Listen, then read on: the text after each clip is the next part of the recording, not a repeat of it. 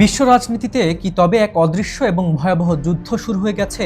কোনো পরাশক্তি দেশের রাষ্ট্রপ্রধানদের ওপর হামলার খবর আমরা মাঝে মধ্যেই শুনি, কিন্তু এবার ঘটনা গড়িয়েছে অন্য জায়গায়, সরাসরি প্রেসিডেন্ট ও প্রধানমন্ত্রীদের সন্তানদের ওপর। সম্প্রতি ইরান ডোনাল্ড ট্রাম্পের মাত্র ২০ বছর বয়সী ছেলে ব্যারন ট্রাম্পকে প্রাণনাশের বিনিময়ে $১ কোটি বা $১০ মিলিয়ন পুরস্কার ঘোষণা করার কথা প্রচার করছে।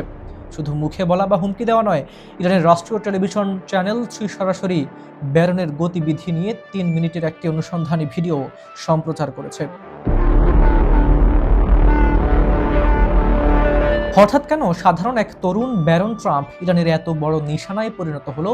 এই ভিডিওতে ব্যারন ট্রাম্প কোন বিশ্ববিদ্যালয়ে পড়েন, তার সিক্রেট সার্ভিসের নিরাপত্তার ধরন কেমন, তার কনভয় বা এসকর্ট গাড়ি কিভাবে চলে, সবকিছুর বিস্তারিত চিত্র তুলে ধরা হয়েছে। এই ঘটনার পর স্বাভাবিকভাবেই যুক্তরাষ্ট্র জুড়ে তীব্র তোলপাড় শুরু হয়েছে।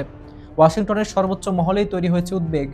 মার্কিন সিক্রেট সার্ভিস অবিলম্বে জানিয়েছে যে তারা এই মারাত্মক ভিডিও হুমকির বিষয়টি গুরুত্বের সাথে তদন্ত করছে, যদি নিরাপত্তার স্বার্থে বিস্তারিত কিছু তারা প্রকাশ্যে আনেনি। তবে ট্রাম্প পরিবারের ওপর ইরানের এমন মনস্তাত্ত্বিক চাপ সৃষ্টির ঘটনা এবারই প্রথম নয়।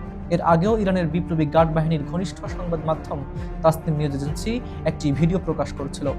সেখানে তৎকালীন first lady Melania Trump new ইয়র্কে কিভাবে চলাফেরা করেন এবং তার নিরাপত্তার দুর্বলতা কোথায় তা নিখুঁতভাবে বিশ্লেষণ করে দেখানো হয়েছিল। বিশ্বজুড়ে আমেরিকার মতো পরাশক্তিকে বার্তা দিতেই কি ইরান তাদের পরিবারকে এভাবে টার্গেট করেছে?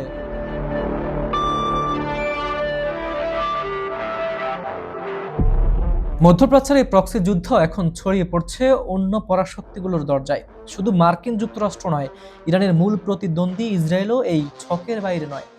ইসরায়েলের প্রধানমন্ত্রী বেনিয়ামিন নেতানিয়াহু এক বিস্ফোরক সাক্ষাৎকারে দাবি করেছেন ইরান তার ২ ছেলে ইয়াইর ও আবনারের যে কোনো একজনকে প্রাণনাশের চেষ্টা করেছিল। যদিও এই দাবির পেছনে ইসরায়েল বা ইরান কোনো পক্ষই স্পষ্ট প্রমাণ বা মন্তব্য প্রকাশ করেনি, তবে এই ঘটনাগুলো বিশ্ববাসীকে এক থমথমে পরিস্থিতির মুখে দাঁড় করিয়ে দিয়েছে। রাজনীতির লড়াই যখন রাষ্ট্র ছাড়িয়ে পরিবারের সদস্যদের দরজায় এসে পৌঁছায়, তখন সেই পরিণতি কতটা ভয়াবহ হতে পারে। যুক্তরাষ্ট্রের এই কঠিন সময়ে সিক্রেট সার্ভিস কি পারবে ব্যারন ট্রাম্পের সর্বোচ্চ নিরাপত্তা নিশ্চিত করতে, নাকি মধ্যপ্রাচ্যের উত্তাপ পুরো বিশ্বকে নতুন কোনো সংকটের দিকে ঠেলে দেবে? আপনার মূল্যবান মতামত নিচে কমেন্ট করে জানান।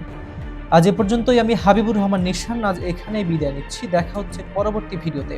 ততক্ষণ পর্যন্ত ভালো থাকুন, সুস্থ থাকুন। আল্লাহ হাফিজ।